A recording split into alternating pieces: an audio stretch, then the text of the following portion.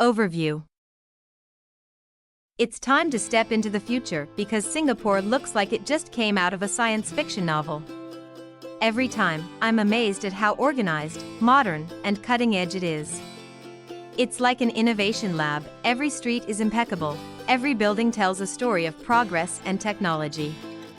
But what makes Singapore so appealing is that, despite everything, it hasn't lost the essence of its roots.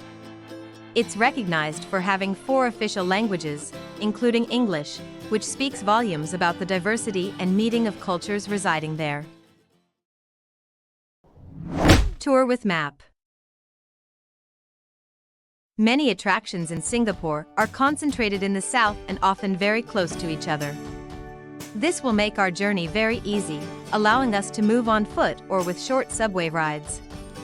In this tour, we will visit Gardens by the Bay, Marina Bay Sands, Art Science Museum, Singapore Flyer, Sultan Mosque, Little India, Orchard Road, National Museum, Fort Canning, Clark Quay, Chinatown, Merlion, Botanic Gardens, and the Museum of Ice Cream. Gardens by the Bay. We start our tour at the famous Gardens by the Bay since the area is easily accessible by various metro lines and buses.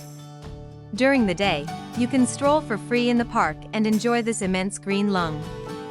Entrance to the various park attractions is paid and quite expensive, but I assure you it's worth it.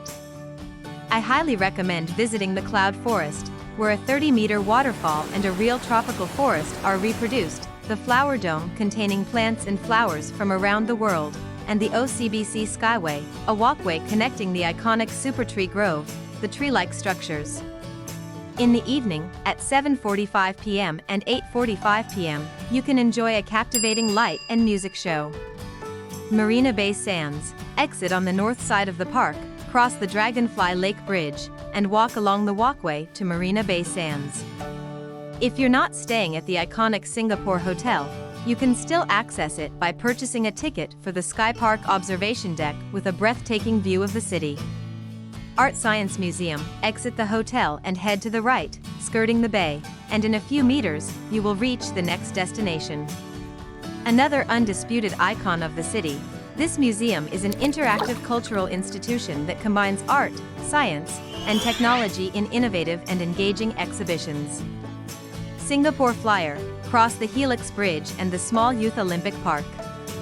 Reach the opposite side of the road, Raffles Avenue, and after a few meters, you will arrive at your destination. The Singapore Flyer is a huge Ferris wheel, another symbol of the city. Seated in comfortable transparent capsules, you can enjoy a breathtaking view of Singapore in about 45 minutes. Sultan Mosque. Continue on Raffles Avenue and turn left on Raffles Boulevard. After a few meters, turn right on Temasek Avenue. On the left side, next to Millenia Tower, you will find Promenade Station. Just one stop, Bugis, and after a few steps, you will be at Sultan Mosque. This imposing mosque, located in the heart of the Arab Quarter, can be visited for free only for 4 hours a day, from 10 a.m. to 12 p.m. and from 2 p.m. to 4 p.m., and only barefoot and well covered. Little India. You can reach the heart of this really cute neighborhood in a few minutes by walking on Arab Street. Explore the neighborhood full of restaurants and characteristic places, reaching the eponymous station. Orchard Road. Reach the Little India station, take the Northeast Line, and after just one stop, get off at Dhoby Ghat. The elegance of this street truly leaves you speechless. Skyscrapers, shopping malls, luxurious shops that certify Singapore's economic well-being, where nothing is left to chance. National Museum. Once you feel satisfied, head to the intersection with Handy Road, turn right, and immediately left to arrive at your destination after a few meters. The National Museum takes the visitor to discover Singapore from the first settlement of fishermen to modern choices of social and urban development, through the epic of Raffles and English governors or Japanese occupation.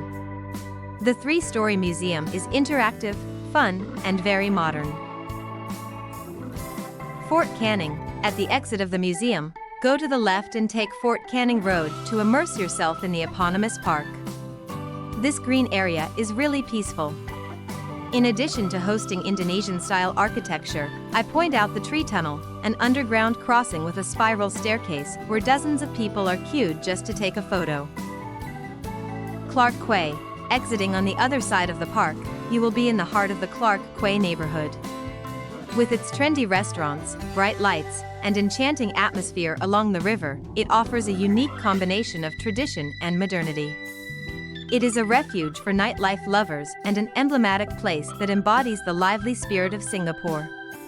Unmissable. Chinatown. The two areas are very close, but if you want to save your energy, take the Northeast Line, Clark Quay Station, and after just one stop, you will be at your destination. Singapore's Chinatown stands out from others in Southeast Asia because it's not just the typical tourist market. You will also find numerous temples, such as the Buddha Tooth Relic Temple and Phayan Hock Keng Temple, which make the visit truly interesting and enjoyable.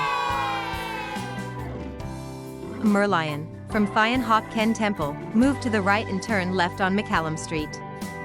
Reach Cecil Street, where you can wait for buses 57, 131, or 167 at the OPGB building stop. After only 2 stops, get off at Fullerton Square, cross, and enjoy your destination.